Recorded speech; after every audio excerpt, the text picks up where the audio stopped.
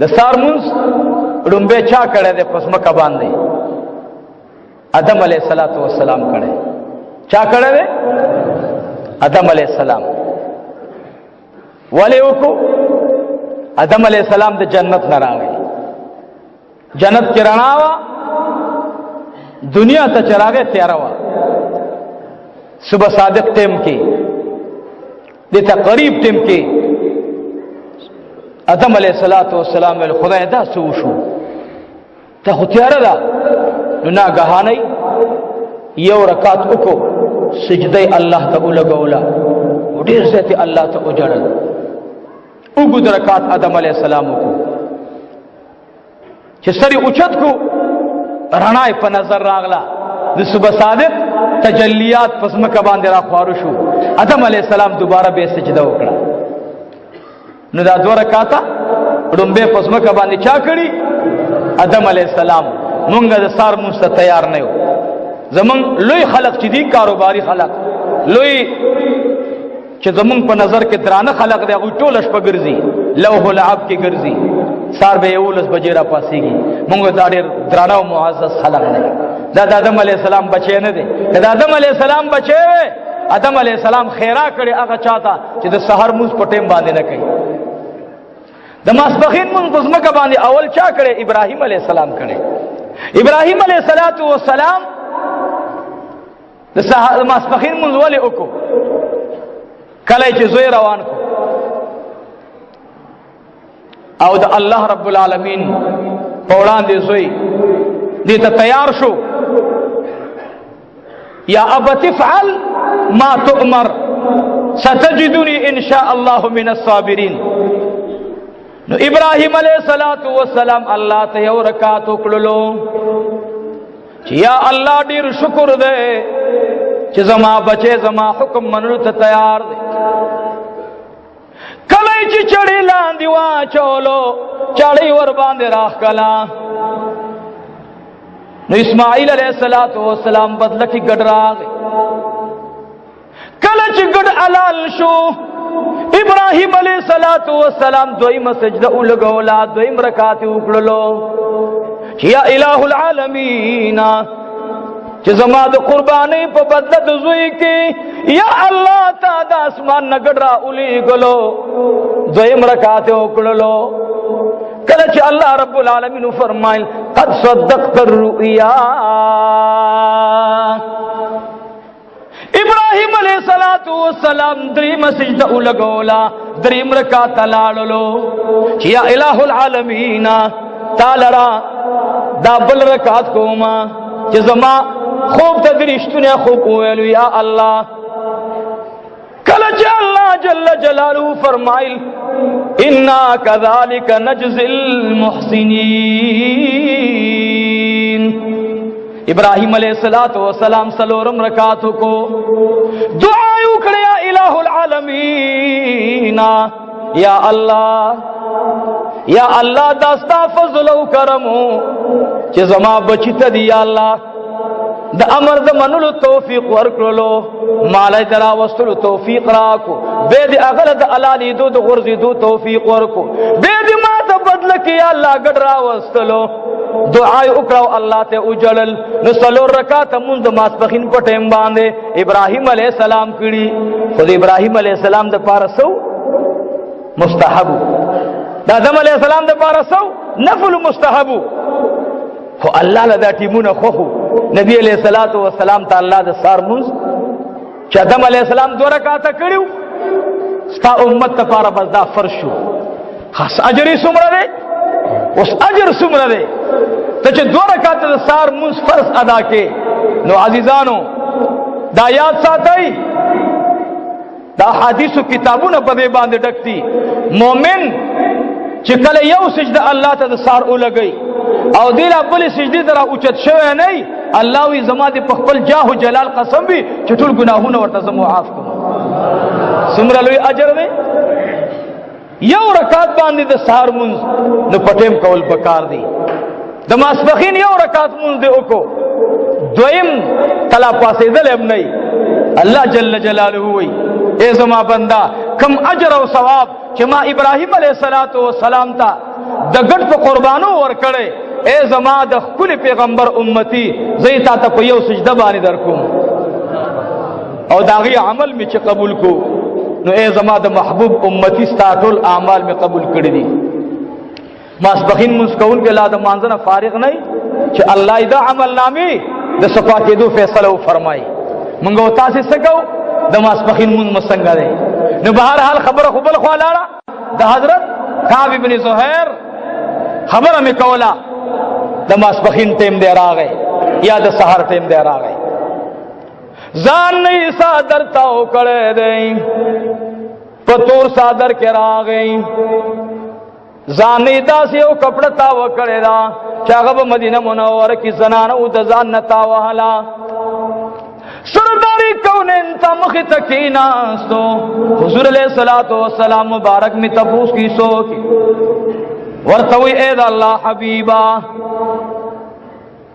نن ورځ باندې ارجات در رب العالمین د ایمان دروړو انعام ملاویږي کنا ورتوی ارجات ملاویږي ورتوی کپنن ورځ باندې کعب ابن زهیر راشی او تا باندې ایمان وروړي نو داغي ایمان قبول دے کنا حضور علیہ السلام فرمایل بالکل ایمان قبول لے کعب ابن زهیر د مخنا صادر لری کو آواز کی اشهد اللہ الہ الا اللہ واشهد ان محمدا عبده ورسوله دی دوران کې او صحابي په منډه نبی علیہ الصلوۃ والسلام ورتوی ادریگا اے دخدے بندہ بل قدم روان لی نن زما پغی کی زما عاشق ناستے کعب ابن زہیر تبنن کو اغی رنگ باندې گورے نا پکمرنگ چتا سے پیجندلو کعب ابن زہیر فوراً پاسے دو و اید اللہ حبیبا دے شنڈو امو اشتا مخالفت کرے دے دے جب امیشتا زمبین کرے دے اس اجازت راکا چستا پمین کسو اشعار اوے ما دے دو کون سردان مبارک ورتوی پاسا منبر باندی کی نولو حضور علیہ الصلوۃ والسلام ورتناستے او کعب ابن زہیر رضی اللہ تعالی عنہ دے نبی علیہ السلام بارک اشعار ہوئی دے نبی علیہ الصلوۃ والسلام اشعار دیو شعر مانا او ترجمه دادا چې بشک دا پیغمبر دا اللہ رسول لے دا رسول نور من نور اللہ دا رسول نور دا اللہ دا نور دا اللہ ندے دا شعار ویل نبی علیہ الصلوۃ والسلام مبارک ورته قتل بہترین اشعار ولستل کعب بن زہیر رضی اللہ عنہ اشعار نبی علیہ السلام ورته نور موایا کعب بن زہیر غیر بہترین شاعر اشعار شروع دی کعب بن زہیر رضی اللہ عنہ دا د زړه د مینې او د جذبې او د محبت اشعار وی د دو کون سردار مبارک د ځان خپل صادر را کولاو کو صادری را کولاو کو کعب بن زہیر ته کی خدا اے کعب بن زہیر والا زما دا صادر دی مبارک شان کعب بن زہیر کلی سینی تنیسی کلی خلی تنیزدی کی کلی سینی تراجب کی عزیزانو دا امام الانبیاء دا صادر قیمت تگوران یو دور او زمان راغلا امیر معاویہ رضی اللہ تعالی عنہ اگی تا چاول چی کعب بن زہیر سرا دا امام الانبیاء صادر مبارک دے کسانی اور بسراولے گل کعب بن زہیرہ دا صادر ما بانی خرس کا اغیر نا دا سکل کی دیش کعب بن زہیر رضی اللہ عنہ مبارک مجبور کو چی تسمر قیمت غاڑے قیمت در کم او بل دا چی تانا بزایشی زبای پا خزانہ کی کیدم او چی کم باچای وقت رازی اغیر بے پوکو باندے منگا ور اچو داغی دا برکت تپارا امیر معاویہ رضی اللہ عنہ برکت تا قائل دے دا اس زمانے مناسب قائل نے دے عجیب خبر دا امیر معاویہ صادر پسو واغستو پشل زرا اشرفی باندے صادر واغستو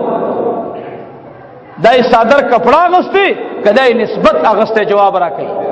نسبت اغسطه څه شي اغسطه نسبت د دې صادر نسبت چا سره د امام الانبیاء سره دغه د بدن نتاو امیر معاویه رضی الله تعالی عنہ هغه مبارک هغه صادر په 60,000 اشرفي واغستو او بیا په باچا چې کم باچا براتلو هغه له په پوغو باندې په سر باندې هغه صادر اچولو بیا هغه په یو فتنه تطهارانو کې هغه چې کم دی بیا صادر د منځ لاړ ورک شو پته اون لګیدله یو تابعی دی هغه قول کوي وای د صادر د ورکېدو چاته پته نه و چې صادر کم ځای نه درکه شو وای دا تابعی چراغه وای جړل داسې یو خو بل خو ولیدل چا ورته ویلی ولی جاړي ورته وی دې کې یو رب العالمین موږ د پاره یو داسې نعمت را کړو چې کله به موږ لا علاج بیمارانو دلته براغلو د هغه صادر د خوشبوئی سره به الله زمونږه لا علاج بیماری ختمولا